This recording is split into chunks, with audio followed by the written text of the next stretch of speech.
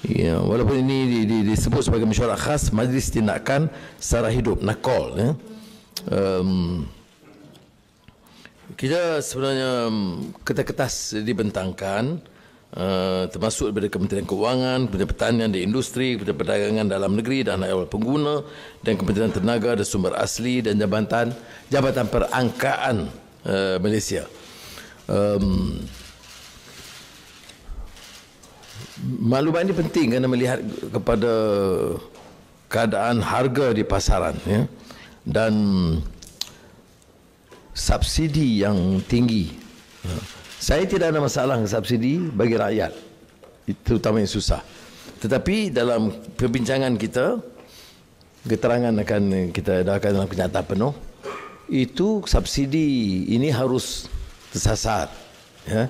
Mesti targeted subsidi. Jika tidak, seperti harga minyak umpamanya, itu subsidi itu dimanfaatkan oleh rakyat dan golongan kaya.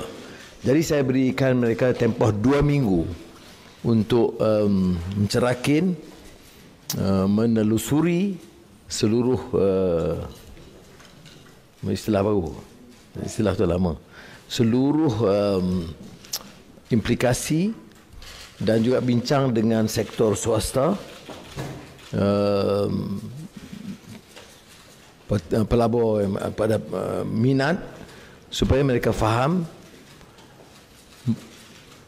subsidi tujuannya untuk meringankan beban rakyat miskin, dan tentunya golongan yang kaya atau industri tidak harus mengambil manfaat, tetapi dia ada kepentingan lain yang kita akan sediakan, umpamanya kemudahan lain, insentif untuk syarikat akan diperbaiki supaya tidak menjadi suatu beban kepada mereka, kerana mereka biasa dengan subsidi ini. Dan ini juga melibatkan tarif elektrik. Tarif elektrik dari segi angka yang dibentangkan itu manfaat kepada golongan miskin itu hampir sama dengan manfaat yang dengan golongan kaya, sekitar 2.5 bilion. Jadi tidak, bagi saya tidak menasabah, ya. Namanya subsidi tetapi mendapat manfaat kepada yang lain. Kemudian soal-soal yang maknanya subsidi untuk elektrik itu akan diteruskan, ya. Saya bila sebut perkara ini, jangan saya tidak mahu ada kebimbangan subsidi untuk rakyat, tetapi untuk golongan terkaya, ada industri besar, tidak harus memperoleh ini kerana ia menjadi beban kewangan yang besar kepada kerajaan.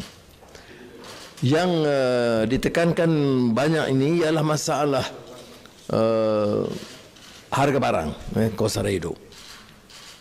Saya ucap terima kasih kerana industri telah pun nampak menyediakan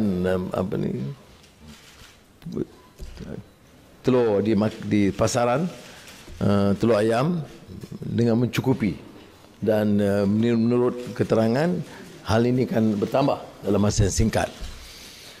Dan saya lebih juga ingin menekankan supaya kos itu dapat lebih dikawal lagi, dan ini termasuk langkah Kementerian Pertanian melalui Farmer untuk mengambil langkah supaya harga di pusat pengeluaran itu tidak terlalu rendah ketimbang harga di pasaran.